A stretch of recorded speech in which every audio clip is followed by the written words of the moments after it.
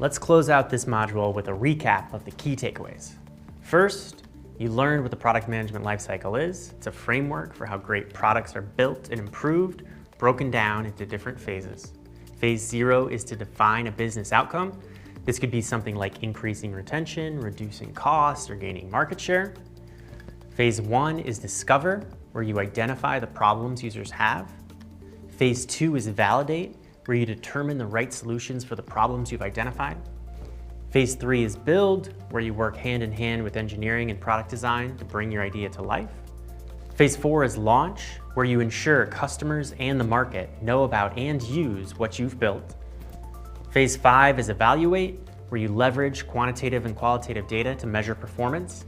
And Phase 6 is iterate, where you use the data you've collected to improve the new product or feature.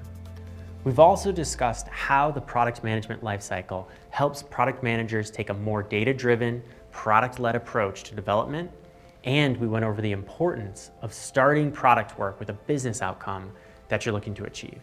Now let's recap some action items you can take to put these learnings into practice. Think about a recent feature you launched.